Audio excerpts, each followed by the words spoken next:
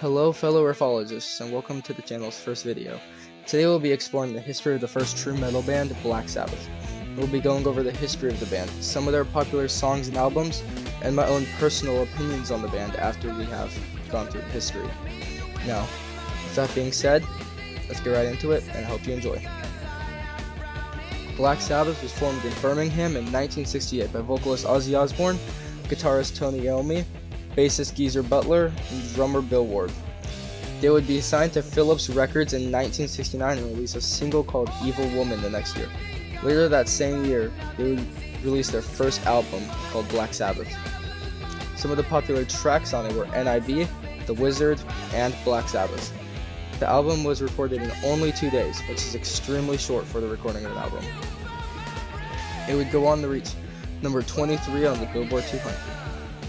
And to this day, many people consider this the birth of metal, and after this, it would only continue to grow in popularity with the release of their next album, Paranoid.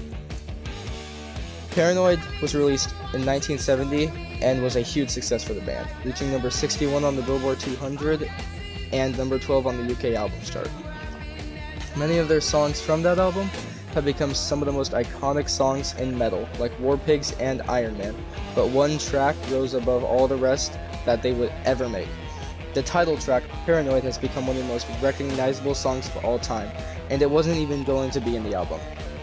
When Black Sabbath had finished the album, they needed a very short filler song to finish the album, so they wrote Paranoid in a couple minutes and recorded it for the album. In fact, they recorded the entire album in only 6 days. There were controversies with the album, however. One of the biggest being the album art, which is of a man holding a sword in armor.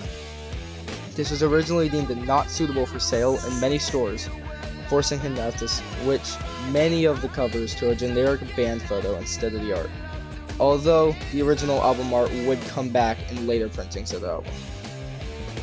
The popularity for their first 2 albums would help them go on to create a third album titled Master of Reality in 1971. This album is commonly cited as the earliest example of doom metal. It would peak at number 8 on both the Billboard 200 and UK album charts.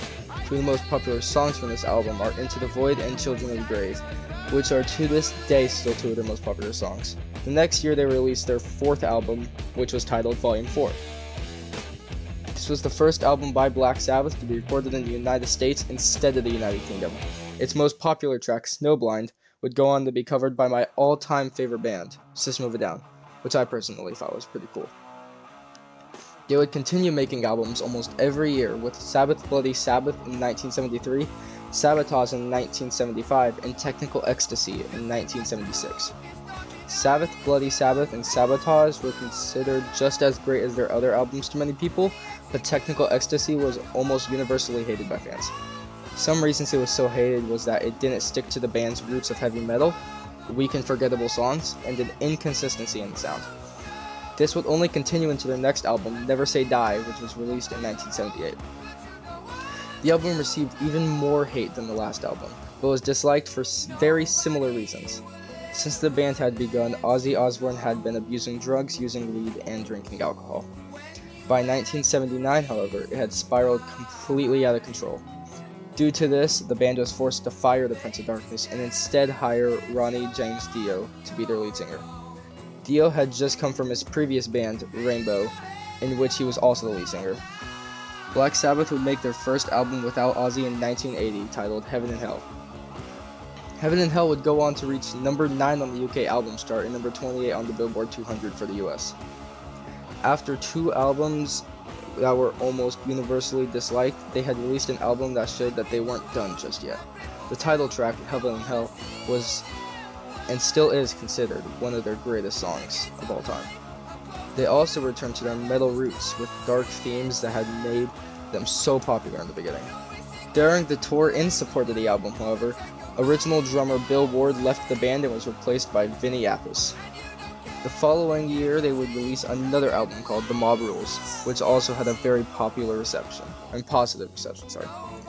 After The Mob Rules, Ronnie James Dio would leave the band and was replaced by Ian Gillan of Deep Purple. Their next album, Born Again, was received very poorly at first for many reasons, including the new vocalist. Over time, however, the album would be more appreciated. Another album that wasn't received well initially, but has more been appreciated in the further time, is Seventh Star, which was their next album.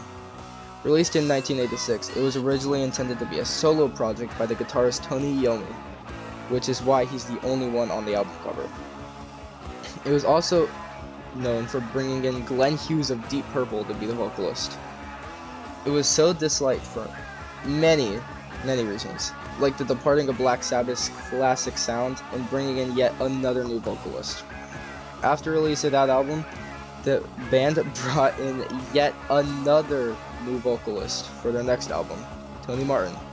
His first album with the band was The Eternal Idol, which was met with mediocre and mixed reviews. His next album with the band, however, would receive very positive reviews. Headless Cross was released in 1989 and was considered their best album since Dio left. It would go on to peak at number 31 on the UK album chart, meaning it was the highest charting album of theirs since Sabbath Bloody Sabbath in 1973. Tony Iommi actually produced the album himself. Their next album, Tur, which was released in 1990, was met with mixed reviews. However, their next album they made was showcase the return of vocalist Ronnie James Dio. It was received very positively and would go on to reach number 44 on the Billboard 200. In fact, my favorite Black Sabbath song, Master of Insanity, is from this album. Tony Martin would return to be the vocalist for their next two albums, Cross Purposes in 1994 and Forbidden in 1995. The reception of Cross Purposes was mixed, while the reception of Forbidden was received negatively, with reasons stating that it was a failed attempt to make a commercially viable album. This would be the last Black Sabbath album for 18 whole years, until in 2013 when Ozzy Osbourne, Tony Iommi, and Geezer Butler got together with Brad Wilk and made their final album, 13. It was praised for returning to the original sounds of Black Sabbath and for getting most of the original lineup back together. It also peaked at number 1 on both the Billboard 200 and UK album charts. Black Sabbath went on one last tour in 2017 titled The End, and the band has officially disbanded. Black Sabbath has 13 platinum and 6 gold records in the US. Now for my opinion on the band. I really like Black Sabbath, as they were one of the first actual metal bands I listened to. I have also listened to all of their albums and can safely say that I enjoy most of them. If I were to put them onto a tier list with every other metal band, they would be an easy S tier. Anyways, that's the history of Black Sabbath. Hope you all enjoyed, and I'll see you next time.